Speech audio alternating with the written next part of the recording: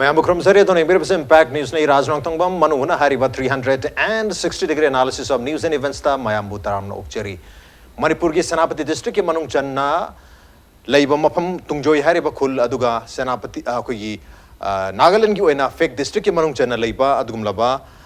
Keja Keno village Hariba Khulani se Tainaba border area da Laiba Manipur ki border amadi Nagaland की border अनि दा लेना बातुम खुलनी खनी खुलनी सी inter village हो इना है बतारे लम्ब सी की चे नबल लेबने तो वो inter village हो बतारे का सुमसी तोंगान बा state सिंग की लम्ब सिंग हो इबन मरा मोइदन हाई रिबा लम्ब सी हो जिक्ती state की land dispute हो इदुनिया तो हाई रिबा land की dispute सी मरो इना तुंगजोय खुल की जीरी हाई रिबा ZIRI अदुगा खेजा खेनोगी मियाम नसु जीरी है ना तुम खान में जीरी है मफम से तुंगजोय खुल की नहीं इपाई पुसिंग ना थंबिरम मफम ने हाई दोना तुंगजोय खुल की मियाम ना हाई रिबा मफम मसी दा हाना कोई मापन सुपर साम rifles की अकोगी बैराक नसिंग मफम मयाम लेरमने दुबु होजिक्ति मफम सिदा मपन सुबा साम राइफल सु लेत्रे अदुबु हंदक नौ न लेरम एस्टैब्लिशमेंट हाई तारगति हाई रिबा तुंगजोय खुलदगी जीरी फाउब सटपगी लंबी सी तौहायरगा हाई तुंगजोय खुलदगी जीरी सिदा संगदनुगी तमक तखिजा कनोगी खुंजा सिंगना होनरंबा चाउन तौहायर थनमे मसिदा कोगी जेसीबी चंगसेलगा अदुगा नागालैंड की पुलिस स्टेशन है बतर मधुके आउटपोस्ट कुंबा है तारे टेंट न साबा टेम्पररी अरेंजमेंट मद मधुसु लेरंबा दुको होजि ngarang दगी हौखिबा दिसंबर के तारीख 1 दगी दिसंबर तारीख 13 फाव चतक दरि हॉर्नबिल फेस्टिवल का मरि लेरना मधुता टूरिस्ट सिंगना लांगनो के दमकता कोगी संग न सिंग मयाम सारग लेरम सिंग मथेंगनकी अदु हाइरिबा मखल की संग से है बतर हॉर्नबिल फेस्टिवल नंगनबा सागिबा संग सी नवंबर के तारीख 29 ता तुंगजोय खुलगी मियाम न मसी यारोय है तना कोगी मणिपुर के लमदा कोई नागालैंड की फेस्टिवल अमा सेलिब्रेट तब यारो इधर मई थादो उबले रे दुबु नौ नमु सागलगा होजिक सी हॉर्नबिल फेस्टिवल की सरकम मोइना सागलगा लेहुबगी वाफम लेरे एट द सेम टाइम तुंगजोय खुलगी मियाम ना युंगजबा नुंगबी है तरे मोनोनिल अमसु मदु लोकथोगा थुगाइखरगा अनोब मोनोलिल अमा खेजा केनोगी कुंजा सिंगना युंगलंबगी फिल्म लेरि मरम द लम असि खेजा केनोगी ने सुहाइरी अदुगा तुंगजोय खुलगी मियाम ना तुंगजोयगी खुल लमनि हाइदन याम कना चेन लेरि सेने बसी यंगसन के दमकता मणिपुर गवर्नमेंट सु कैबिनेट डिसीजन लोग दोना कोई कमेटी में सेमे कमेटी सी मिनिस्टर एल दिखोना चेयरमैन वर्गा मिनिस्टर अतोप अनि यावरी मरुइना कराम साम अमदी कोई मिनिस्टर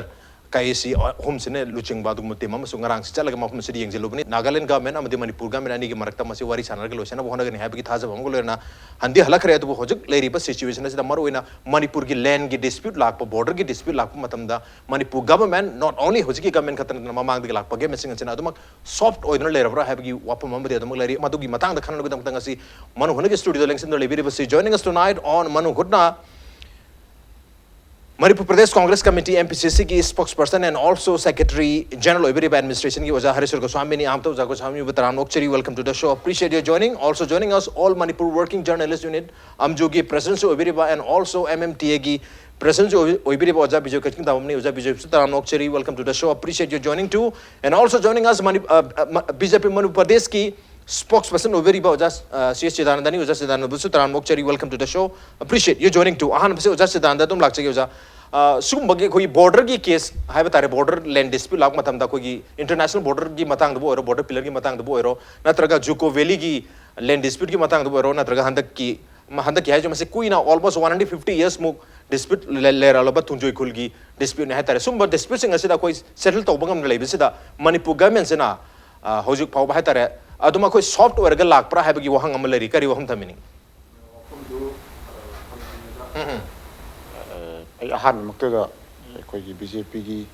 अदो लमदमसिदा अखोगी चावबा लमदमसिदा पोक्सब नहा मोइना मरोइना तुंगजोयदा दनतना अखोगी जुकोदा अदोगा जेसामीदा सिनी इंटरस्टेट की मनुंगी नागालैंड अदोगा तोगान तोगानबा अखोगी इंडो म्यांमार की ताइनाबा खुलसिंगदा मणिपुर की ngomkhai स्टेट असगी ngomkhai अदो इंडिया की बाउंड्री हाइबा तारे सिंगा नबा मणिपुर की इंटीग्रिटी कायब यारो हाइना जामना थौना लेना मदु प्रोटेक्ट तोंगे दमक फिरेप लौरिबा इपाई सा विलेजर सिंग तुंगजोय की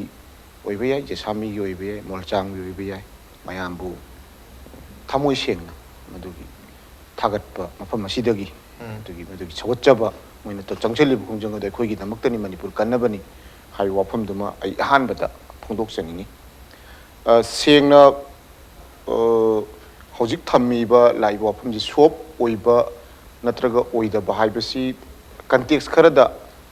अदुमक अखोय येंगबा कांदा मतम मतमदुगी लेंगांग प्रॉब्लम जी थोलकपा कांदा मागी अंगंबा थाकता थेंगना बो होना खिबदुनी mase tasengna politicalize tawba mawongda madugi criticism natra comment to di agi makai dagi thamjaningdi maramdi karino Manipur gi boundary protect tawba state asigi integrity protect tawba haibse aba politics ki mathakta leibi issue amak no yamna sengna lamdam asida leiriba any opposition go ibe ya ruling go ibe sarkar amatana natagan MLA amatana nat republic representative amatana masi yenga tuminna leiba ya issue sunati aikoi adumak thengnadana lakpa issues ngaktani I didn't as per record ngarang makki hojik media da public domain da ngasi gi leading media akoi gi newspaper sing da report tawriba maruina impact tv da report tawbiri bo wapam koi puna mang ure ma di hojik ngchus pan bi khibaduni 1872 dagin hojik phawul lakpa sei chama yang khai suri especially in the case of Tungjoy aduna laiba Tungjoy gi wapam si mamang da aikoi gi koigi yam achowi issues mayam su thokre samna harakanda koigi phamduda Tungjoy ga si khanarakpagi wahausi this is the first time Nagaland gi oiba issues amakak he laibasi not only Nagaland gi kaino si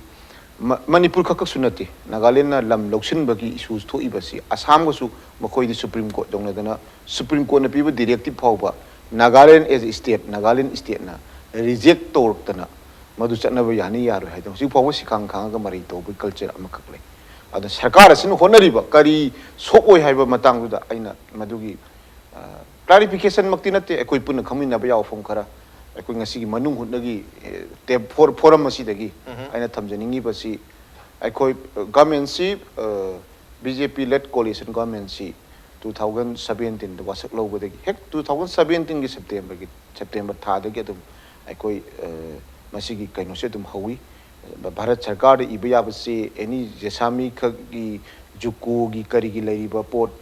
adu state ani gi thak wari sana ga da ba ngasimak ekoi gi honorable chief minister Virena magi press conference da leiriba ekoi juku valley gi issue si pawba ekoi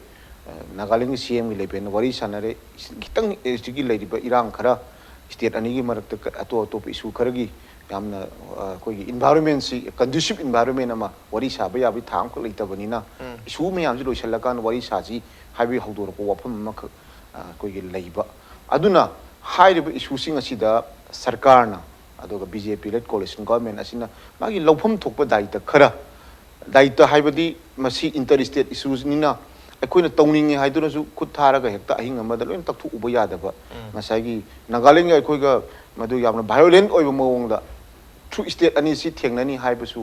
aikoi gi hek yadabagumba kaigumba wafum khara aduma lai aduna always aikoi sarkar gi maikai digi pibham thokpa positive response aikoi nahanmak makoina report khunna report tobaga aikoi nungdangu da cabinet disel lor kana nongalaba nong hek ngan baga ministerial team ama thadna koi field visit tawdan madu gi report na mai koi prepare to kan sarkar na makha ta ba excel law no yuk tangarang se koi hujik mention to wiki ba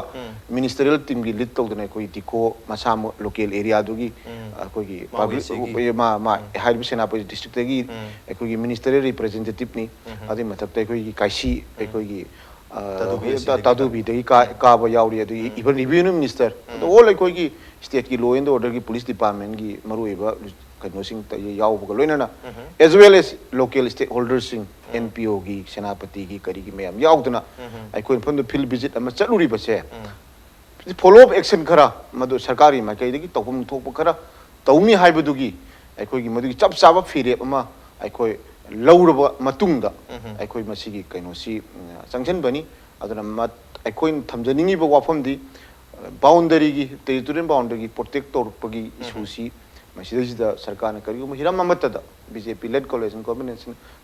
Manipur lam inchi ama pow by coin hector without any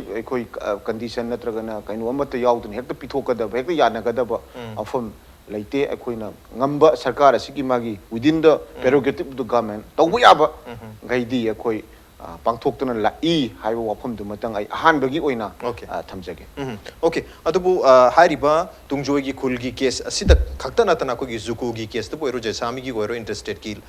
border issue Matamda state Manipur state government Ketang soft oiner tackle Torabra Hadikitang Manning Hanna Haigadra, Yam aggressive with the Bugi Aduga Hojiksu. अखोइना aggressively तौदबा कोई state level हेदी state की थाक तो वरी सानगनी सेमेस्ट्रल लेवल द वरी सानगनी हैवी वाफम द लेरी अदबो हौजिक होजम हारिबा तुंगजोय खुलसिता हाना 9 MR गी मापन सुबा मणिपुर राइफल्स की कैंप लेरमिनी कैंप तो चिंग मतोन मथक अवांग बमद लेरमबदगी होजिक नेमधरगम लेमधरमबदा नेमधब मफम सिदा जिंगदोन सिल लेरमबा स्ट्रक्चर होजिक फौबा तुम खरखर लेरी है तारे अदबो हारिबा मफम सिदा होजिक मणिपुर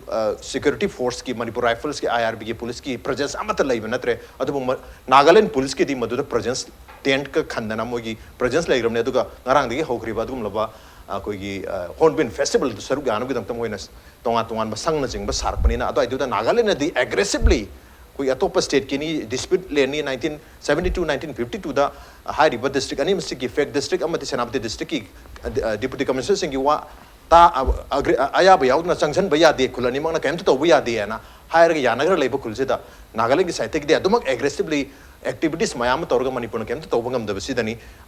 खुंजा सिंगनसु मणिपुर गवर्नमेंट खतंग तौबि हबदु मणिपुर गवर्नमेंट के गरांग मिनिस्टर टीम हम लाखो बदी खुंजा सिंग याम हराओ फॉर द फर्स्ट टाइम है तर इन द हिस्ट्री ऑफ तुंगजोय मसिन अहान बोयना लेंगा के मार्केट की लागा केनम यंगजन बि भाई तारे मतो फॉर द फर्स्ट टाइम और दबदी है दबु मियाम की ओना दि मदमाइना फील तो भाई तारे लेंगा ना ताबि मोइना चीफ मिनिस्टर से मेमोरेंडम हम इहे तर हरबे मेमोरेंडम से पलक पचे मोइना ममांदा कयारक लेंगा ता हाइजा केबल रे दबु ngasi फावबता यंगजन बिरदे हैबगी वाफम लाकबरिना मखोगी दमक्तदि ngaraगी मिनिस्टर टीम विजिट तौबसिना अहान गोना लाकपगी मोंगदा फील तवी आई ओजादा लाकचगे कोई मणिपुर लेंगा ना अदम सॉफ्ट ओरगा लाकपरा नागालैंड पुलिस की प्रेजेंस लेबंगा मगना कोई 9 MR की मणिपुर राइफल की प्रेजेंस ले मंगसी लेयिद्रे मखोगी दी प्रेजेंस म्याम लेखलई अदुग ममांगी फेस्टिवल दसु हॉर्नबिल फेस्टिवल दसु सरुग याकी हंदक किसु फेस्टिवल यासलकपनी मणिपुर के लमदा हॉर्नबिल फेस्टिवल सेलिब्रेट तौबा यारोय हैदना मणिपुर की म्याम है तुंगजोय की म्याम मसी आउटराइट रिजेक्ट तौबनी करी वहम थमिनगी मणिपुर गवर्नमेंट से सॉफ्ट वे न खनबीब्रा नत्रगा इनडिफरेंटली सुम इशू द टैकल तवन खनबीब्रा नॉट ओनली हुजिक लेरि गवर्नमेंट खतगी नतना अदम मणिपुर गवर्नमेंट से तुंगजोय की वहम से याम साथीना कुइरबा क्रॉनिक कोरबा हाइदारे अखोइना सेमी कॉलोनियल स्टेज हाइदारे को 1891 की लान की ममांग पॉलिटिकल एजेंसी दी लेबि मतम से स्वाइदगी होना आ ममांगदगी होना अदुम ला पोट अमनेबा मतमदुददी कोई कॉलोनियल रूलर सिंह मोगी एडमिनिस्ट्रेटिव कन्वीनियंस हाइदारे खुदोंग चाबा येंगना सेमबगी पोते मस्तेदा नागा हिल डिस्ट्रिक्ट हायमेबा 1842 स्वाइदम कोई नागालैंड स्टेट अदना मणिपुर की चलगा तौरीबा अखोई सोमदगीसु मतमदुदा सर्वे की कई चलिसे सिना कोई स्टेट अमोइना स्टेट हाइबेदी मतमदुदा किंगडम हाइदारे किंगडम अमोइन चले मखोइना नागा हिल डिस्ट्रिक्ट अन तौरगा होंगनर कदुइनेबा होगदुइसे सिगी पोतसे खितंग अइना अहान बगी सिदा हिस्टोरिकल बैकग्राउंड मचा अमत थमजगे या मसी खितंग खनन नैना वज खितंग नुंगाइना अइना खंगजेब खरा मसी अखोई मणिपुर की लेरिबा हुजि हुजि की फिल्म से अखोई नमांग सुलांग नतुंगसु तेन हाइबा फिल्म दो अदु की फिल्म नेना खल्ले रसिना सुम हेंजलगदी अखोइना उची अखोई करी हाइदारे का अमदा होगदोंग अम कोई तान तानबदा लास्ट दि थोंगनजल तानबदा होगदोंग नमु खिगलकपगी स्टेज दो कोई मणिपुर की मियाम लाद्रा हाइबगी स्टेज अमादा आई अहमदई थमजनी यंगसिको चौरांग हिस्टोरिकल बैकग्राउंड जाम कुइन मतम लौदेबिद मचांग तुम थमजगे अहमद अखोई जोग्राफिकल एरिया से 22,350 का 6 ओरमे 1978 1981 दा अदुग 1992 दा अदुग 2002 की सेंसस की रिपोर्ट री 22,327 दा हंदरे सिन ताकोदे करोमदनो मणिपुर की लमांगी से सिनतबा ते रिकॉर्ड्स मयाम सु ले से दुम ताबनी अहमदना 22,356 लेरमदगी अखोई हुजिक लेरिसे 22,000 अखोई 327 अदुगा हिस्टोरिकल बैकग्राउंड से यंकान माइकई सोमदा अखोई लेरिबा माइकई सोमदा लेरिबा अखोई डिस्प्यूट हाइदारे अखोई दे माइकई खुदिमक डिस्प्यूट निको अदुगा मरु ओइना मपुंग ओइना नोंपोकलोमदा अमसुंग अवांगलोमदा याम कन्न डिस्प्यूट लै द अवांगी डिस्प्यूट सिदा लेसे जुकोगी अमा अखोई दुम लेनरे मयामना खंगनरे अदुगी ओतुदि ngasi की कंटेक्स्ट लेतमना अदोम दरि कान चंगन जारोय मथंग दा अखोई पुदाना मईगा केदिमा गगी अखोई की माउगी अमसु दुम लेरि हिंगगा दुम लेरिबनी अदुगा असिगी मथंग दा फेक ngасai अखोई की उखरुल डिस्ट्रिक्ट की फेक का मुक तौनबगी असुना कंदा अखोई लाई टुरेन की मथकता करी स्काई ब्रिज का लेबदो अदोन सुमना कन साइड गेस्ट हाउस साजलमगी सु दुम लेरे द ख्वाइदगी सिदि द कन्न ngalaitana थोय पोचिदि तुंगजोय गा खेजा खेनोमा विलेज गा अनि सिगी डिस्प्यूट सिनेबो हुजि हुजि लेप्तना लाइसे सिगी डिस्प्यूट सि कराइ दे होगे दा अहमदा 1842 दा ओलिसि बिगे गोर्डन लाइन ना ओले ꯃꯇꯝꯁꯤꯗꯗꯤ ꯑꯩꯈꯣꯏ ꯃꯅꯤꯄꯨꯔꯒꯤ ꯅꯤꯡꯊꯧꯅ ꯄꯥꯟꯕꯅꯤꯅ ꯑꯩꯈꯣꯏ ꯃꯅꯤꯄꯨꯔꯒꯤ ꯔꯤꯄ꯭ꯔꯖꯦꯟꯇꯦꯇꯤꯚ ꯌꯥꯎꯔꯒ ꯆꯠꯄꯅꯤ나 ꯌꯥꯝ ꯀꯟꯅ ꯀꯩꯝ ꯇꯧ ꯉꯝꯗꯦꯕ ꯃꯈꯣꯏꯅ ꯍꯦꯟꯖꯟ ꯉꯝꯗꯦꯕ ꯑꯩꯈꯣꯏꯁꯨ 1891ꯒꯤ ꯃꯃꯥꯡ ꯑꯣꯏꯕꯅꯤꯅ ꯍꯥꯏꯖꯔꯤꯕꯀꯣ ꯑꯁꯤꯗ ꯑꯃꯨꯛ ꯑꯣꯜꯂꯦ ꯃꯗꯨꯁꯨ ꯑꯩꯈꯣꯏꯒꯤ ꯋꯥꯇꯔ ꯁꯦꯠꯁꯤꯅꯦꯕ ꯑꯩꯈꯣꯏꯒꯤ ꯃꯅꯤꯄꯨꯔꯁꯦ ꯈ꯭ꯋꯥꯏꯗꯒꯤ ꯃꯔꯨ ꯏꯁꯣꯔꯅ ꯄꯤꯕ ꯂꯥꯏꯅ ꯄꯤꯕ ꯖꯒꯥ ꯑꯃ ꯑꯣꯏ ꯍꯥꯏꯕꯗꯤ ꯇꯨꯔꯦꯟꯁꯦ ꯈꯔ ꯑꯃꯅ ꯑꯩꯈꯣꯏ ꯁꯨꯝ ꯆꯦꯟꯊꯔꯀꯥꯟꯗ ꯑꯩꯈꯣꯏꯒꯤ ꯅꯤꯡꯊꯤ ꯇꯨꯔꯦꯟꯗ ꯇꯥꯔꯀꯥꯟꯗ ꯏꯟꯋꯥꯇꯨꯏ ꯃꯌꯥꯝꯅ ꯏꯔꯥꯋꯇꯤ ꯍꯥꯏꯕ ꯇꯨꯔꯦꯟꯁꯤꯗ ꯑꯃꯨꯛ ꯇꯥꯔꯛꯀꯗꯣꯏꯅꯤ ꯍꯥꯏꯖꯔꯤꯕ ꯁꯣꯝꯗ ꯈꯔ ꯑꯃꯅ ꯆꯠꯈ꯭ꯔꯀꯥꯟꯗ ꯑꯩꯈꯣꯏ ꯇꯨꯏꯂꯥꯎ ꯔꯤꯚꯔ ꯍꯥꯏꯕꯗꯤ ꯕ꯭ꯔꯍ꯭ꯃꯄꯨꯇ꯭ꯔꯒꯤ ꯑꯃꯨꯛ ꯇꯥꯗꯣꯏꯅꯦꯕ ꯑꯗꯨꯅ ꯋꯥꯇꯔ ꯁꯦꯠꯁꯦ ꯁꯤꯒꯤ ꯃꯇꯥꯡꯗꯅꯦꯕ ꯈꯟꯅꯕ ꯍꯧꯖꯤꯛ ꯍꯧꯖꯤꯛ ꯂꯥꯛꯏꯕ ꯁꯤꯒꯤ ꯄ꯭ꯔꯣꯕ꯭ꯂꯦꯝꯁꯤ ꯏꯁꯨꯁꯤꯁꯨ ꯑꯩꯈꯣꯏ ꯋꯥꯇꯔ ꯁꯦꯠꯀꯤ ꯃꯇꯥꯡꯗꯅꯦꯕ ꯁꯤ ꯀꯔꯣꯝꯗꯒꯤ ꯀꯔꯣꯝꯗ ꯆꯦꯟꯊꯩ ꯁꯣꯝꯗ ꯆꯦꯜꯂꯤꯕꯁꯤꯗꯒꯤ ꯏꯁꯤꯡ ꯂꯧꯒꯦ ꯌꯥꯏ ꯌꯥꯗꯦ ꯍꯥꯏꯕ ꯄꯣꯠ ꯃꯅꯨꯡꯗ ꯌꯥꯝ ꯆꯥꯎꯅ ꯂꯩꯔꯤꯑꯕꯀꯣ ꯇꯨꯡꯖꯣꯏ ꯀꯥꯡꯕꯨꯅ ꯇꯨꯡꯖꯣꯏ ꯆꯤꯡꯗꯒꯤ ꯆꯦꯟꯊꯔꯛꯏꯕ ꯏꯁꯤꯡꯁꯤꯡꯁꯤ ꯑꯁꯣꯝꯗ ꯄꯤꯕ ꯌꯥꯕ ꯌꯥꯗꯕ ꯃꯈꯣꯏꯅ ꯄꯤꯒꯗꯕꯅꯤ ꯅꯝꯐꯨꯗ ꯍꯥꯡꯗꯣꯛꯄ ꯊꯥꯗꯣꯛ ꯊꯥꯖꯤꯟꯒꯤ ꯍꯧꯖꯤꯛ ꯆꯤꯡꯒꯤ ꯂꯝꯗꯗꯤ ꯄꯟ ꯊꯤꯡꯕ ꯉꯥꯛꯄ ꯈꯣꯠꯄꯒꯤ ꯂꯧ ꯎꯕꯒꯤ ꯈꯣꯠꯄꯒꯤ ꯄꯣꯠꯁꯤ ꯌꯥꯝ ꯂꯩꯕꯅꯤꯅ ꯑꯗꯨꯋꯥꯏꯗꯒꯤꯁꯨ ꯑꯌꯥꯝꯕ ꯍꯧꯔꯛꯄꯅꯦꯅ ꯑꯩ ꯊꯝꯖꯒꯦ ꯃꯊꯪꯗ ꯁꯤ ꯇꯦꯟ ꯊꯝꯃꯒ ꯕꯇꯂꯔ ꯒ꯭ꯔꯥꯎꯟ ꯂꯥꯏꯟ ꯑꯅ 1869-70 ꯁꯦ ꯃꯁꯤꯗꯩꯗ ꯑꯩꯈꯣꯏꯒꯤ ꯃꯁꯤ ꯆꯩꯊꯥꯔꯣꯡ ꯀꯨꯝꯕꯥꯕꯗꯁꯨ ꯑꯗꯨꯝ ꯔꯤꯐ꯭ꯂꯦꯛ ꯇꯧꯏ ꯐꯖꯅ ꯑꯣꯜꯂꯦꯕ ꯁꯣꯝ ꯅꯥꯀꯟꯗ ꯑꯣꯟꯕꯁꯦ ꯀꯦꯞꯇꯦꯟ ꯕꯇꯂꯔꯁꯤꯅ DC ꯑꯣꯐ ꯅꯥꯒꯥ ꯍꯤꯜꯁꯅꯤ ꯗꯥꯛꯇꯔ ꯕ꯭ꯔꯥꯎꯟꯅ ꯄꯣꯂꯤꯇꯤꯀꯦꯜ ꯑꯦꯖꯦꯟ ꯑꯣꯐ ꯃꯅꯤꯄꯨꯔꯅꯤ ꯆꯩꯊꯥꯔꯣꯡ ꯀꯨꯝꯕꯥꯕꯗ ꯃꯈꯣꯏꯗ ꯑꯗꯨꯝ ꯐꯖꯅ ꯃꯁꯤ ꯔꯤꯐ꯭ꯂꯦꯛ ꯇꯧꯔꯒ ꯌꯥꯎꯔꯤ ꯃꯗꯨꯗ ꯃꯅꯤꯄꯨꯔꯒꯤ ꯕꯥꯎꯟꯗꯔꯤꯁꯦ ꯁꯤꯅꯤ ꯅꯣꯏ ꯆꯪꯁꯤꯟꯕ ꯌꯥꯔꯣꯏꯅ ꯑꯩꯈꯣꯏ ꯂꯣꯡꯖꯥꯝꯕ ꯃꯦꯟꯖꯔ ꯀꯣ ꯃꯇꯝꯗꯨꯗ ꯑꯩꯈꯣꯏ ꯂꯣꯡꯖꯝ ꯔꯣꯃꯥꯁꯤꯡ ꯃꯦꯟꯖꯔ ꯂꯣꯡꯖꯥꯝꯕ ꯃꯦꯟꯖꯔ ꯍꯥꯏꯔꯒ ꯑꯗꯨꯝ ꯈꯪꯅꯔꯦ ꯃꯥ ꯃꯁꯥꯃꯛ ꯉꯥ ꯈꯥꯕꯝ ꯂꯥꯛꯄ ꯕꯥꯃꯣꯟ ꯒꯣꯀꯨꯜꯂꯣ ꯊꯨꯝꯖꯥꯎ ꯄꯨꯔꯦꯟ ꯂꯩꯍꯥꯎ ꯊꯥꯕꯝ ꯒꯣꯀꯨꯜ ꯊꯥꯀꯨꯔꯅꯤ ꯍꯥꯏꯔꯤꯕꯁꯤꯡꯁꯤꯅꯒ ꯆꯠꯇꯅ ꯑꯁꯣꯝ ꯅꯥꯀꯟꯗ ꯑꯉꯛ ꯐꯪꯅ ꯅꯤꯡꯊꯧ ꯄꯥꯜꯂꯤꯉꯩꯗꯨꯗ ꯇꯧꯕꯒꯤ ꯄꯣꯠ ꯑꯃ ꯂꯩꯔꯦ ꯁꯤꯃꯁꯨ ꯑꯩ ꯑꯣꯕꯖꯦꯛ ꯇꯧꯕ ꯃꯈꯣꯏꯅ ꯅꯝꯗꯅ ꯕ꯭ꯔꯤꯇꯤꯁꯅ ꯁꯣꯝꯗ ꯄꯨꯁꯤꯜꯂꯛꯅꯕ ꯍꯣꯠꯅꯔꯛꯄ ꯑꯗꯨꯒ ꯃꯣꯏ ꯈꯨꯟꯖꯥꯁꯤꯡꯁꯤꯒ ꯀꯔꯤꯒ ꯃꯥꯟꯅꯔꯒ ꯃꯅꯤꯄꯨꯔꯁꯤꯗꯤ ꯀꯔꯤꯒꯤꯗꯃꯛꯇꯅꯣꯗ ꯃꯅꯤꯡ ꯃꯈꯥ ꯇꯝꯅ ꯆꯍꯤ 2000 ꯂꯥꯛꯄ ꯁ꯭ꯇꯦꯠ ꯑꯃꯅꯤꯅ ꯃꯅꯤꯄꯨꯔꯁꯦ ꯀꯃꯥꯏꯅ ꯃꯣꯏꯅ ꯕ꯭ꯔꯤꯇꯤꯁꯅ ꯑꯣꯀꯨꯄꯥꯏ ꯇꯧꯅꯤ ꯀꯃꯥꯏꯅ ꯇꯧꯗꯅ ꯃꯅꯤꯄꯨꯔꯒꯤ ꯃꯅꯨꯡꯗ ꯂꯩꯔꯤꯕ ꯂꯝ ꯃꯌꯥꯝꯁꯤꯡꯁꯦ ꯅꯥꯒꯥꯂꯦꯟ ꯁ꯭ꯇꯦꯠ ꯍꯥꯏꯕ ꯂꯩꯔꯝ ꯄꯣꯠꯇꯦ ꯍꯥꯏꯕ ꯊꯨꯒꯥꯏꯔ ꯀꯃꯥꯏꯅ ꯌꯥꯒꯗꯒꯦ ꯁꯤꯗ ꯂꯩꯔꯤꯕ ꯚꯤꯂꯦꯖꯁꯤꯡꯗꯨꯗ ꯏꯟꯀꯔꯦꯖ ꯇꯧꯔꯒ ꯏꯟꯖꯜꯂꯒ ꯑꯩꯈꯣꯏꯒꯤ ꯕꯥꯎꯟꯗꯔꯤꯁꯦ ꯄꯨꯁ ꯇꯧꯁꯜꯂꯛꯄꯅꯦꯕ ꯑꯗꯨꯕꯨ 1891ꯒꯤ ꯃꯃꯥꯡꯗꯗꯤ ꯑꯩꯈꯣꯏꯅ ꯊꯧꯅꯥ ꯐꯅ ꯉꯥꯛꯄ ꯉꯝꯃꯝꯃꯦꯕꯀꯣ ꯂꯥꯁꯇ ꯈ꯭ꯋꯥꯏꯗꯒꯤ ꯃꯔꯨꯑꯣꯏꯕ ꯁꯔꯚꯦꯁꯤ ꯕꯇꯂꯔ ꯕꯒ꯭ꯂꯦ ꯂꯥꯏꯟ 1872-1873 ꯁꯤꯅꯦꯕꯀꯣ ꯃꯁꯤꯗꯩꯗ ꯀꯔꯤ ꯇꯧꯒꯦꯗ ꯌꯥꯝ ꯆꯥꯎꯅ ꯃꯁꯤ ꯃꯇꯥꯡꯗꯅꯤ ꯄ꯭ꯔꯣꯕ꯭ꯂꯦꯝ ꯊꯣꯛꯏꯕ ꯂꯥꯛꯏꯕ ꯁꯤꯒꯤꯁꯤ ꯁꯨꯡꯌꯥ ꯌꯥꯗꯦꯅ ꯑꯩꯈꯣꯏ ꯃꯅꯤꯄꯨꯔꯅ ꯌꯥꯝ ꯀꯟꯅ ꯑꯣꯕꯖꯦꯛ ꯇꯧꯏꯕ ꯁꯤꯒꯤ ꯀꯩꯅꯣꯁꯤꯅꯤ ꯀꯗꯥꯏꯐꯥꯎꯇ ꯑꯣꯕꯖꯦꯛ ꯇꯧꯒꯦ ꯍꯥꯏꯕꯗ ꯍꯥꯏꯔꯤꯕ ꯀꯩꯅꯣꯁꯦ ꯃꯦꯟꯖꯣꯔ ꯔꯣꯃꯥꯁꯤꯡꯁꯤꯅꯅꯦ ꯍꯥꯏꯔꯤꯕ ꯀꯩꯅꯣꯁꯤ ꯀꯔꯤ ꯍꯥꯏꯇꯥꯔꯦ ꯃꯣꯏꯅ ꯕ꯭ꯔꯤꯇꯤꯁꯅ ꯌꯨꯡꯁꯤꯜꯂꯤꯕ ꯕꯥꯎꯟꯗꯔꯤ ꯄꯤꯂꯔꯒꯁꯦ ꯅꯣꯛ ꯗꯥꯎꯟ ꯇꯧꯅꯤ ꯀꯥꯏꯅ ꯑꯩꯈꯣꯏꯒꯤ ꯅꯤꯡꯊꯧꯅ ꯌꯥꯗꯦ ꯊꯨꯒꯥꯏꯅꯤ ꯀꯥꯏꯅ ꯊꯨꯒꯥꯏꯗꯅꯒ ꯇꯧꯕ ꯌꯨꯡꯍꯟꯈꯤꯗꯕꯒꯤ ꯄꯣꯠꯁꯤ ꯂꯩꯈ꯭रे ꯍꯥꯏꯖꯔꯤꯕꯀꯣ ꯁꯤꯒꯨꯝꯕ ꯑꯩꯈꯣꯏꯅ ꯉꯥꯛꯑꯒ ꯂꯥꯛꯄ ꯄꯣꯠꯁꯤꯅ ꯑꯔꯣꯏꯕꯗ ꯁꯣꯝ ꯁꯥꯏꯠꯁꯤꯗ ꯑꯣꯜꯂꯛꯄꯗ ꯊꯪꯒꯥꯜ ꯖꯦꯅꯔꯦꯜꯅꯒ ꯑꯩꯈꯣꯏꯒꯤ ꯀꯩꯅꯣ ꯇꯧꯗꯅ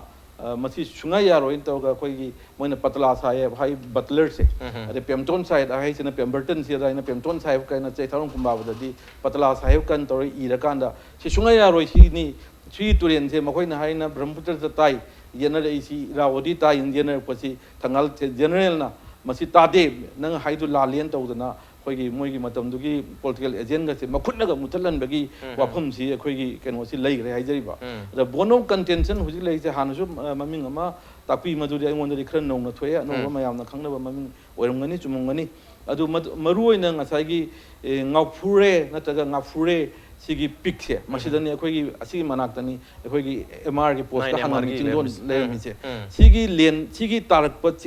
ꯆꯤꯡꯗꯒꯤ ꯇꯥꯊꯔꯛꯄ ꯂꯣꯏꯔꯣꯏ ꯉꯝꯊꯔꯛꯄꯁꯤꯗꯩꯗ ꯁꯥꯡꯉꯨ ꯂꯣꯛꯀ ꯑꯗꯨꯒ ꯁꯥꯡꯉꯨ ꯂꯣꯛꯁꯤꯒ ꯃꯥ ꯇ꯭ꯔꯤꯕꯨꯇꯔꯤ ꯑꯣꯐ ꯕꯔꯥꯛꯅꯤ ꯁꯤꯒꯤ ꯃꯔꯛꯁꯤꯗ ꯂꯩꯕ ꯖꯒꯥ ꯑꯃꯈꯛꯅꯦꯕ ꯍꯧꯖꯤꯛ ꯌꯥꯝ ꯀꯟꯅ ꯕꯣꯟ ꯑꯣꯐ ꯀꯟꯇꯦꯟꯁꯟ ꯑꯣꯏꯔꯤꯁꯦ ꯑꯗꯨꯅ ꯁꯤꯒꯤ ꯄꯣꯠꯁꯤꯗꯩꯗ ꯌꯥꯝ ꯀꯨꯏꯔꯕ ꯌꯥꯝ ꯁꯥꯡꯉꯕ historical background oina yenadana lakpa pot amani adu ai mathangida makha taana amuk yam sangna yenarga lakpa almost 147 years and probably 150 years kharabu hena aduma yenarga lakpa du makan gi disputed area oiduni tungjoy khul amadi kheza keno natraga kheza keno ma hairiba Nagaland gi khul ani siga koi Manipur gi tungjoy khul ani gi marta yenari si adubu hari mafam asida Nagaland gi presence mayam ma chauna laiklakpa du Manipur gi presence na tamna mangdarakpa presence amata lehuda baduga lamdi aikhoi gini haiduna tungjoy gi khunjar singna aduma ngasi po haijeri ba pai pusin thamir ma khul ne karam haina Nagaland gi oiduno Manipur gi integrity kan gi hatargadi hairiba madu kalhobagi khwaidagi chawba steps se handa ki matang sida kalhobo oigeda bune haiduna khunjar sing hari adugo maruina khunjar sing na hari ba mafam sida maruina border areas ba ziri phawba si tungjoy khul dagi channa bagi black topping to biu adugo mafam sida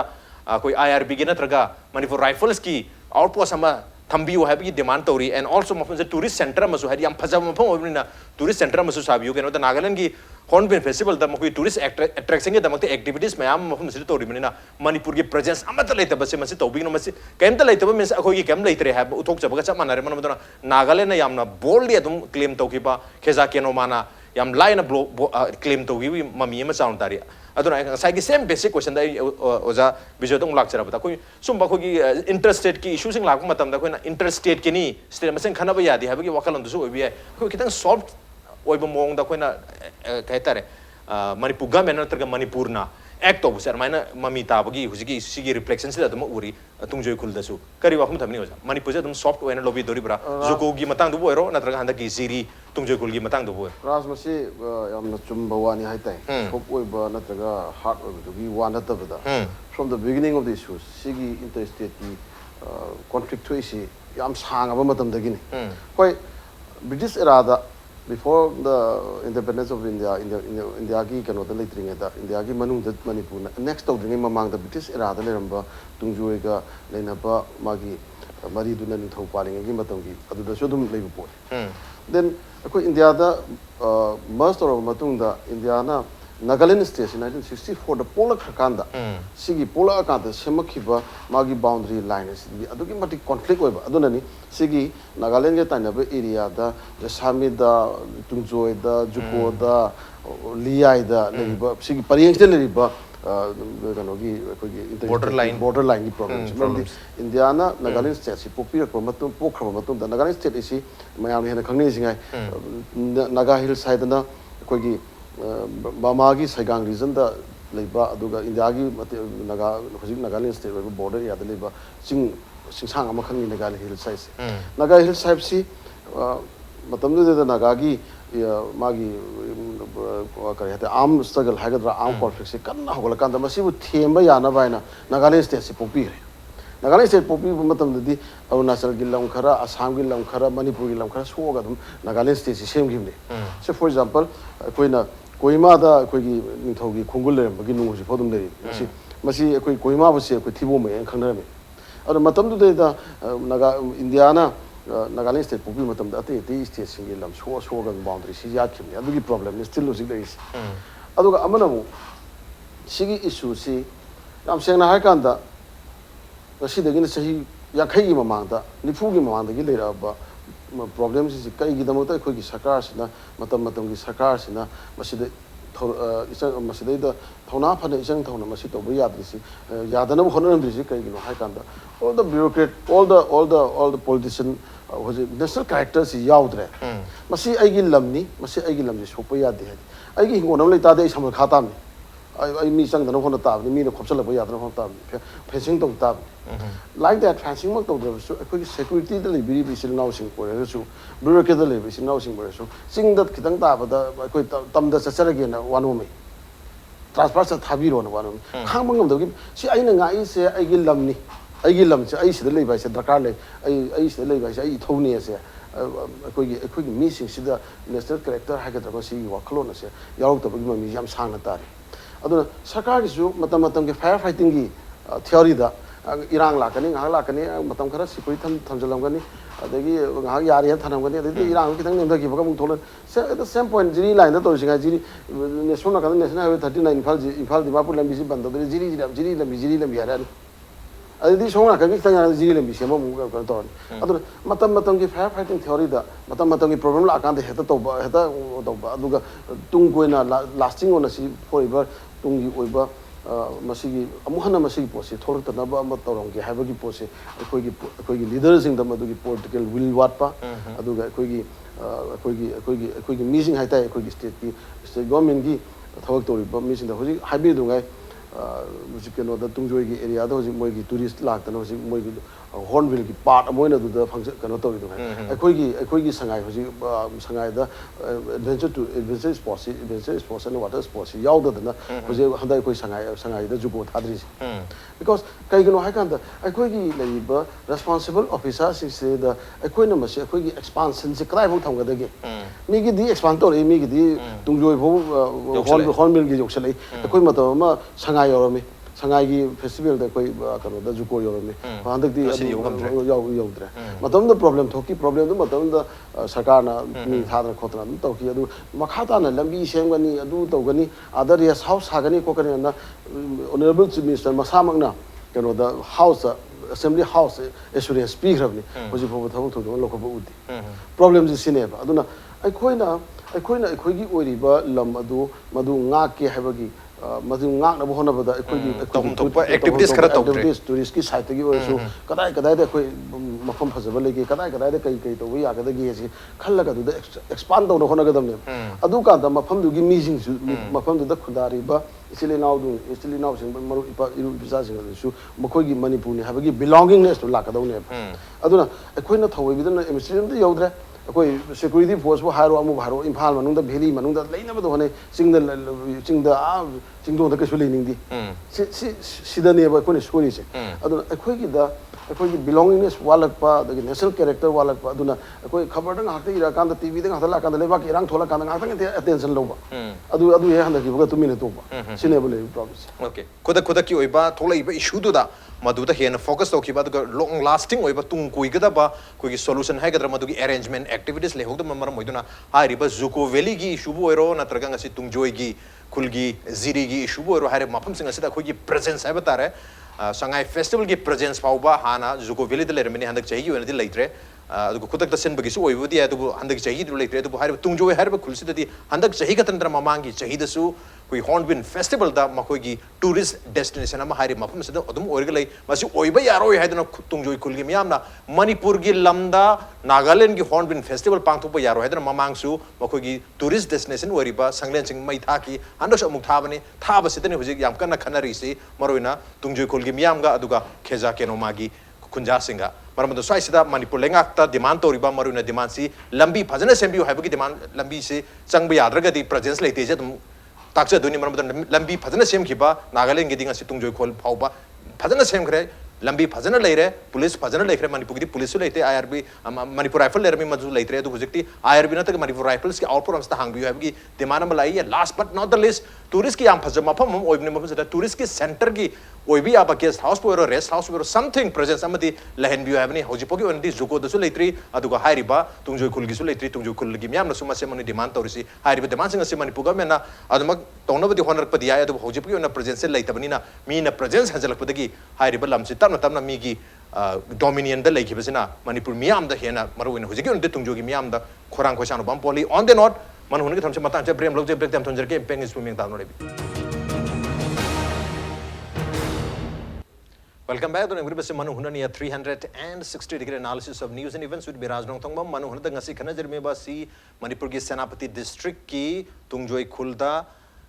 Nagaland gi fake district ki manuk channel ba dukumla ba keja kenoma hai riba khulgi khunja singna tungjoi khul asibu tungjoi khulgi lam khara hai batar mar ziri hai na khangna riba border area gi lamsi makhoi gi ni hai na claim tarukpa adu hare mapam sadu makhoi gi police le selakpa adu hornbill festival ga mari lena na makhoi gi tourist destination ki mapam bayam sarpa makhoi gi khunja mayam khun ta selakpa yum sa jalakpa lambi thong semjalakpa mar moiduna tungjoi khulgi miyam de am charang na ba punung da nungnang ba ma parokpa du manipur ga men da demand torokpa hari mapam sida lambi ningthina sabiu security personal ningthina thambiu and also tourist ki destination sabiu hai bi demand se lai maram masi yengchen gu damta lenga ki mute sing sungarang chalaga yengdi ngchul re du hauji pugi onadi hari ba situation se da ahong bule tre du atu ba ahong ba ma lakane bi thaja badi khunja sing le re keno da ministerial team ma lam abni na but atu ba haguji phau ba hangbi ar question di mamangi zuko valley gi matang do be targa su handak jahi gi si oja bijon su takpi khibada juko valley da koi trekking chap pa handak ki sangai festival gi saruga ma oibangam dre mamangi chai de oiki mamang chai di watho oiki ba si koi gi trekker taraga manga sap matam da ni pansi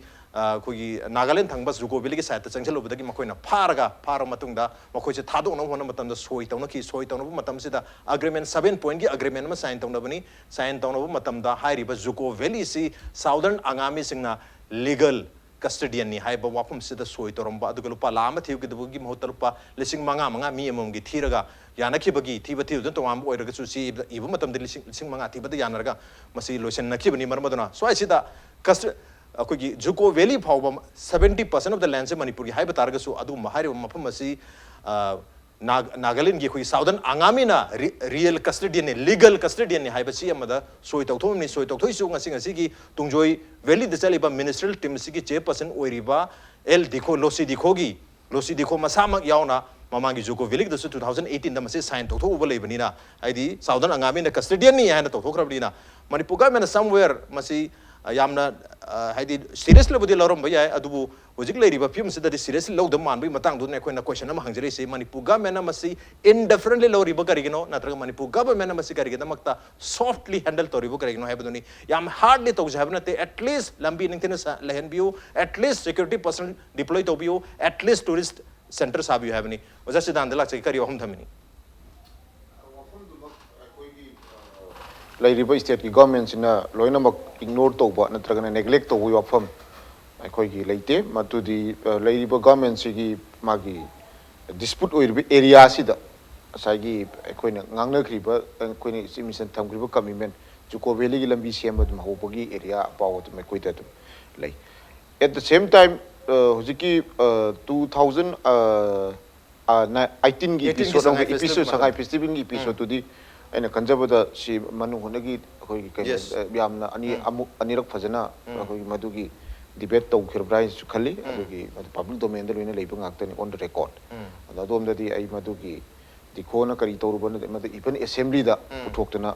fajana chief minister honorable CM clarification pitna madugi daidu da lai thamnagi wafam do emona repeat tawingde la yo wafam di ai khoi hard oina tawba haibusida kadai fawo state na tawgadoi no haiba question ama ka ku confront ka to state ki forcing ji thajala confront tawgadra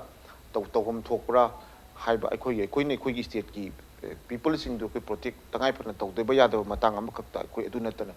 aikoi na madugi lairiba legal limitation aikoi gi mayam gi wang da chatlaka heka tawbodi yaroi chumi aikoi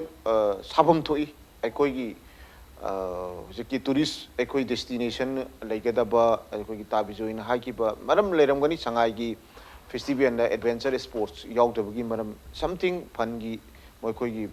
award pa leibra adu di let aikoi gi mari leinaba authority na my concern authority tuna in the right time right forum da madu clarification pirakpa aikoi gi pirakani na sa tawi madu di maikoi ne na I am not authorized to speak on behalf of them organizing committee ki behalf da on the wang authority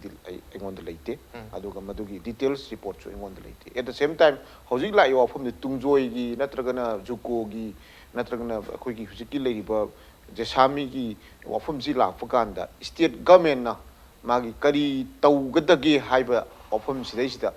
dispute oiriba area amada aikoi su Nagaland gi matau tamga lambi sipai thajalaga lambi hekta semgadra semoidra haiba gi wafum du da lakpa kanda aikoi state ki hujik leiba composition aikoi chingi leiba aikoi law and order kari koi thajan ba yaba jaga da thajalaga su matam du da yam early period ta haiba tare MR lokthokki bagi regions aikoi du khangbi ramgani madoi nam provoke tongning de karam situation di lokthokpono kamai to lokthokpono madu state forcing leiba gi khudong chaba madugi feasibility labor later hojiksu still sometimes state anisi tobakanda haukiba 2015 economic pocket tobakanda last moment naga ho intervene tawri songi kangbusu kauraga songi mau union gi kangbu mau student union 2015 da aikoi gi protest tawi economic blockade to marini ko bani matam du da aikoi gi somda state ani gi district administration gi aikoi gi port lei samna harakanda sigi 2018 gi aikoi gi episode hojiki kainogi wafam su district administration ani gi level dagi aikoi tawbani BJP gi leiba government sigi makai dagi even akoi parliament jawi aikoi ani star question babanandana home ministry da hangbani home ministry gi thakta issue je koi pukhatlaga thami aduna as a whole issue ji episode si jesami da natragana Tungjoi da natragana akoi hojiki legislation da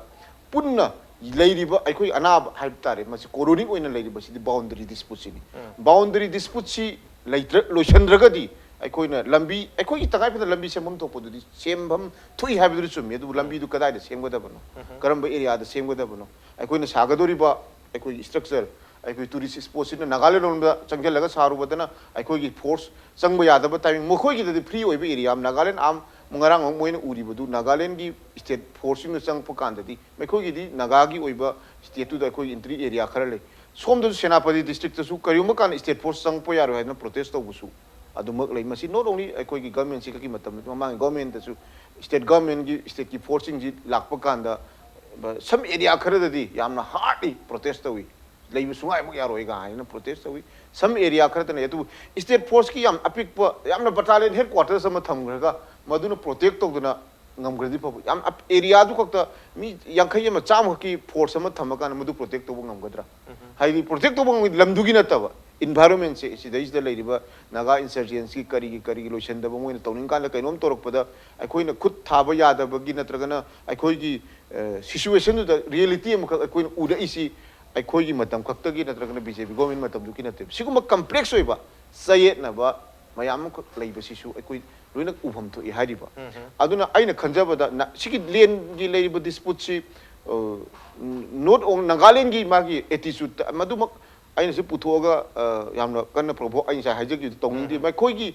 Nagaland gi magi villagers sing nataba magi local administration se lam khopsin bada he yawgi mami si ai khoi rum dakak ta ba nate masa Assam da su tawi Assam da di kuire moina tonare Assam da di physically onjal laraga ngomai yaungraptana mi si mina thola ini mi si bana wa yaudana Supreme Court ta case laktana Supreme Court na local commission ama semdana hearing jathaw da mo yauraktri ne Supreme Court ki directive sita Nagaland government na mo petition file tok laktana at the same time 2010 na Supreme Court na haire no mediation to we no haire mediation ju mo yade Nagaland gi attitude si ai koina karama mong da handle to ga de karama mong tackle to ga de haiba si su ai koi kupna strategically ko yeng ma ko sangi ma koi na hekta kopsel la changjal la nung yung e har kan koi na de yeng ga leiba afol nei aina chai ha ma da aina koi gi lamdam du gi praja sing na man yam thongna leina thagat ki batuni aina appreciate to janingi ba se aduna state government gi su mai kai da gi su dei da soap oiba na tragana heart oiba da insa hijari se kadai ba heart oiga da gi happy limitation kar lei ai koi gi togam thokpa man state government na togada ba thabak na toningi ba thabak tu ai koi manung hunagi ka forum si da loina mak ekta haiba yadaba area kharasu lei mani government nama salai bani politically handle togada ba majida is not only ruling gi ni opposition gi ni na haida akoina thamda bida madi sanga ba ponam khak oina lakpani na sa haijari se mau gi lei ba posi ta sengna mau student union gi aduga nangi hujiki khoi gi pongmai gi moi gi jati du gi adai ta ri ba mayam du gi adi je samli gi issue ji lakpa kanda sometimes naga hogi ekoi gi intervene toropagi issues adum uba mogi naga customary law na santai naga da mene harapugumba state government na changjal lurakan na mayai de lepaga laibugumba haibugumba gi issue ji akoi na su udar lai hari adu hariba wapum singa si dadi issue singa si dadi hadi kunja singa si na state government da aduma matiang se nirga lakpani zugo gi matang du 2015 da tokiba issue da bo ero Manipur government gi matiang nirga lai ni hujik su tungjo gi matang su Manipur government gi matiang ne dum nirse adu Manipur government na respond to se matam du da su respond haibaga ni ngara adu gi matang do hek tungjo gi sigi report si hek lakpaga adu government na man yena da leiba area am kokta akoi na changjal ko ngom thokja da 2015 gi wato tok matam da kilometer 10 sang balambi jokobili da sajal matam da maw gi miyam na yada ba da gi irang du thokhi bani matam du da gi maw gi miyam du sanghan da ba da gi ason da gi kujo sangaro hedar ngasi maw gi kaithel se Manipur koi Imphal Valley da la laga yes kaithel le da lekai da chala ngasi phaw kaithel phami bani adugi episode tu nei na je matam du da gi hawrakan da aidi matugi mamang da su 1991 da ju 2000 mai thare ai koi gi kaino gi miyam adra zuko valley de dum koi historically mayam na khangal le Manipur gi lamne du ngasi phaw da lambi se ma ngamna ba guest house ha lambi akoi adune madui akoi gi geographically difficulties kari lei gi haiba do adu ai du da ni lambi je to gong sang ga semba ya bi feasibility leibra adagi leitabra natraga na akoi ngasai gi hai du generally bal lamdu da border gi magi laikai ta ba demarcation ama leitana ko na hekta akoi gi structure sing develop to urubada madugi difficulties kari lei Nagaland na changjal le haidana akoi ju changhan bagi akoi na khoi lamdu protect to budi ya adu akoi ka moi kadai phaw confront to gada ga bi wapum duni madudai da akoi gi oinadi government sigi oinadi yamna hard oiba yamna masi Manipur gi ngomkhai gi territorial boundary gi susi lakpa kan da hek phangbaga ne khoi especially ministerial team ma ahan bani adu gi akon mani haibududi ministerial and official team gi visit sibudi khunja sing yamna appreciate adu chatna madudagi akoi ne action khara aina near future akoi gi near future da तौरकनी हाइबगी थाजब ले at the same time I mention हम को अदब Dzukou the ngasi bo tawdna 2015 2017 2018 da ahum lak charu charu incident maru 17 18 da di BJP ga mela matung da su incident acho acho ani thwa ta Dzukou की से आई ngasa Dzukou की थमजग्रे ta Dzukou की सी ngasi mo koi honorable CM na ai juko ko tungjoy ge kilometer kun mukta ne distance tam na adu gi da Dzukou की matang to honorable CM na Nagaland ki chief minister gi level da koi wari sare लेरिबो politically सितंग issue खरदा याम चरांग बंखोक लेबनिना आई कोई परमानेंट सोल्यूशन पुरकना बे लंबी दो थीसी हाइबदु मतम खरा कोई लौरी ओके मदु मतुगी मतम दु बक्तदी आई ने स्टेट गवर्नमेंट मागी पाइखरपुम थक तो पाइखकनी हाइदना ngasi मीडिया दा कोई यस स्टेट गवर्नमेंट पाइखम मतु पाइखने तो ngasi फावबता 2015 की मतुंग दा अखोई इम्फाल दा लागा कैथेल फमलिबा माउ कैथेल हाइनरिबा माउ कैथेल ngasi बाव साबंग amna लेरिबनी मदुगी इशू दुगी याम चावबा सोल्यूशन अमगी मनंग दा ओइगदो कैथेल नि कैथेल से लेते तना कचिंग दा खरा ताउ क्वा कैथेल दा खरा ताउ मफम होंग होंग दा कैथेल से सारे लेनि ngasi दा कैथेल पीबा ngमद्री मतम तु गवर्नमेंट अनिमग हाइतर मतम तु पार्लियामेंट गवर्नमेंट हुजिकी गवर्नमेंट ngमद्री हाइबा तारे सोल्यूशन पीबा अदु नागालैंड की प्रॉब्लम है तार हुजिक मोइना कोई लम क्लेम तो बसी state government Nagaland state government यावना पावबा क्लेम तो बगी जुको की केस तो बोरो अदुगा असांग ताना मफम दो रो नत्रंग सिगी तुंगजोगी मतंग दो बोरो मसिगी प्रेजेंस चाउन उई हैबने मन बदना कोई लैंड की डिस्प्यूट सिंग सेटल तो बंगाय के दुरिब्रा सेटल तो द्रिंग से तम कोइना स्टेट क्लेम तो दना मणिपुर की मफम सिंग से लंबी फजना फजना थादना हेलीपैड साजंदना गे मयाम म लेसलाबनी हुजि हाइरिबा तुंगजोय खुलदसु निंगथेना सेमगतना लेहोरिबो जांग से ताकपी हिबा कोई पारोय करियोय तो खोंगाजी तोंगान तोंगान बा मखल की कोई विजिटर्स सिंग लाकपे अब कोई बोर्ड का थादन याम फजबा टूरिस्ट अट्रैक्शन चौकरी नोंगुर के थादन याम नाना सेमग्रे हाइतारे सो माइना मोइना दिप कंप्लीटली क्लेम तौरे मखोगी लमनिना कोइना डिस्प्यूटेड लैंड ने हाइदुना डिस्प्यूट से सॉल्व तौब गायरगा कोई एक्ट तौगदोरि बरा करिबा हम थमिनी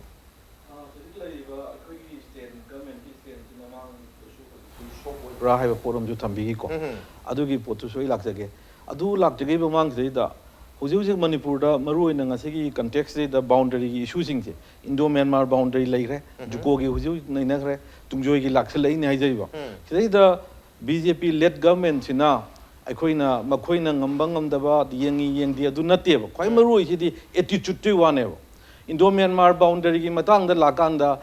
अखोई मियाम की सेंटिमेंट मयाम पुनमना सोए हाइरगसु मधु सोक्ते अदगी आदा लागा तौखिबा सर्वेयर जनरल ऑफ इंडिया ना पिरंबा कमिटमेंट गदु काइबा मधुरा मणिपुर स्टेट गवर्नमेंट ना मैक्सिमम होनरगा आदगी गवर्नमेंट ऑफ इंडिया ना तौरक्ते हाइरगदी इंटरेस्टेड अयामला पि नते अदु लाक्सगे हाइ तौरक्ते गरी डेट इज अनदर इशू नेबा अदु इंटर स्टेट की मतंग की जुको की मतंग जो हुजिक नैनरमनिना आई थोदोंना दोम द लाक्स रोय हाना मवांग सो हाइगिबा लेबनी मधुबुदी इलेक्शन की पंगा हाइबो जो रमबी आई था कोई कांग्रेस ना सही 53 तोंगम दबा था 53 तोंगनी गाइना को हुजिकती येंगी अदु तौरी अदा तौरी रोमदा यामबला को माली आई सोमदरे सेंबदी संक्शन जनिंदबनी अदु सुम हाइनर अबनी ना पोतो हाइदबा या तो पोतुनी अदु एमआर लोकथोकबसिसु 2000 दा लोकथोकोरंगनेन खाली आई अक्टोबर दा थमगा नवंबर दा सिसु अखोई बिफोर अखोई कांग्रेस गवर्नमेंट लेटिंगै ममांग मरक अदाइ दो ओरंगनी मसी आइना सुम कांग्रेस की स्पोक्सपर्सन नम लामनिना सुम मयामगी सुम नॉलेज ओइना सुम थमजबनी एमआर लोकथोकिबि मतंग दा दुगी सी चांग डिटेल्स लोइ यावि को दु मतम जी हमना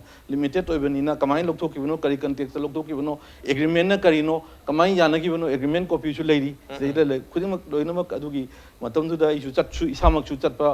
एमआर लोकथोकपगी चटपदु नतबा ममांग ने यंगथंबगी चटपदो मियाम खंगना चटपसि मधु पाउंग निपाम चाना पालिंग में तमदो ओइगनी मधुदा अखोई मयाम चतना होदना दु याम चाउना चटपगी गसु लेग्रबनी अदो सिमा लेरकांदा अखोईगी हुजी हुजी की बॉर्डर की लेखाई तादबा बॉर्डर की लेक्चरबा सिदा हुजी लेरिबा अखोईगी लाइबा तुंगजोय की मतंगजे तुंगजोय की मतंग सिदसु लाकदो रिपोर्ट सि करिनो हाय मतमदा चिठी मयाम हाना ममांगदा political case number 41 of 1933 political case number अखोईगी 6 ऑफ 1952 मयाम अमदा पास तो वदुगी चे मयाम डॉक्यूमेंट मयाम अम लेग्रे अदुदा करी हाइगे द मरुइना हाइसी मधुरा रिकमेंड तो स्टेटस को मेंटेन तो मयाम अयाम केस की कैनो सिंदुदा माय जजमेंट सिंदुदा पीरेको अदुगा लोइना लोइना हाइ पोचे सर्वे अमुतंग तौबगी सर्वे तौथोपगी पोटनेबा सर्वे ऑफ इंडिया ना मसे सर्वे तौबा दरकार ले है पोचे मसु याम ममांगदगी पीरगा लाई सिगी मतंग दैदा अखोई गवर्नमेंट ऑफ मणिपुर नसु 1979 दा 82 दा 86 दा अनी अहुम लपु ई 92 दा मयाम लेटर मयाम ई लेग्रेबा लेटर ई बसिदा मरु पोटी करी हाइना हाइगेदा हुजे के सर्वे ऑफ इंडिया दसु ई रेबा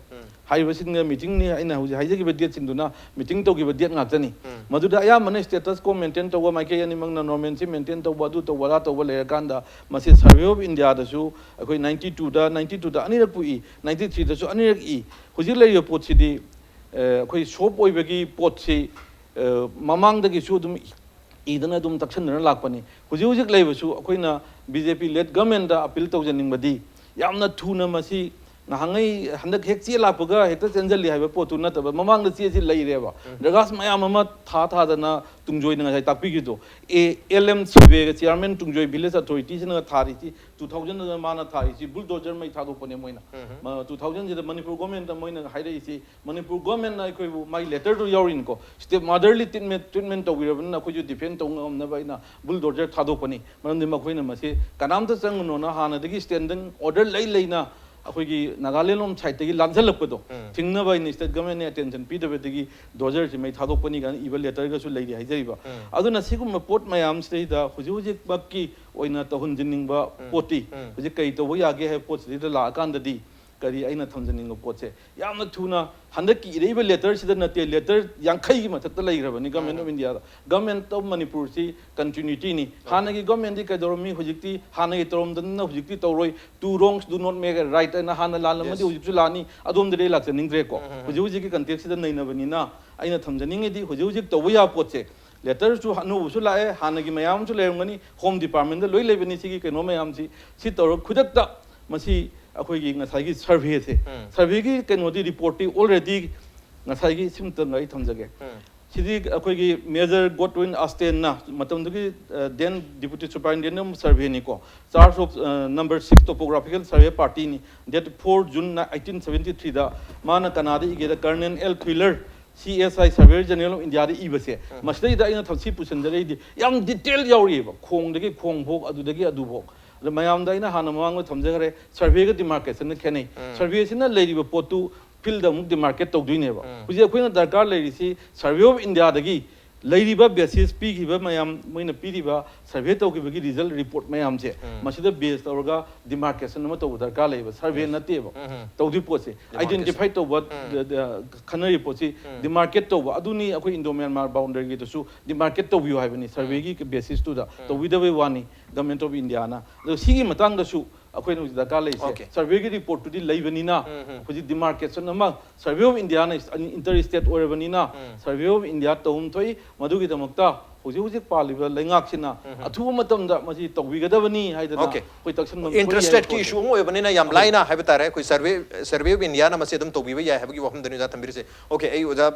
Bijoy the closing remark oina lakcharage kari wahum thabani huji ki koi tongan ba issue sing the border gi da akoina kitang aggressively hai tar yamna aggressively na taba lambi da warisu sabiba aduga tourist destination ki center amma torasu sabiba aduga maruna security ki arrangement khara dil hen mathok taidi madu lerakanda da okay Manipur ki government ki presence si da su leibo re has miyam da feel tawduni miyam da mapani changbi da su manung da leja bai ko desu hari ba ko minimum infrastructure have tare khara si ko u phang da badai ni miyam da pen da bam lai si aduna masi create to bada yam wa ba thabak yam lu ba thabak oine khambe brana traga aduma masai hajak indifferent attitude hydra lenga kisu aduma han digi dum la en thamining bra kar hon thami yam chummi masai gi koina yam aggressive haraga hekta chatlaga hekta takthu lan taru na taba atu si na mai tharu je habe wa na khoi lu je ras in all aspect koi border ki issue aduga koi sigi interstate ki issues and other issues mathau yam tai se strong political will change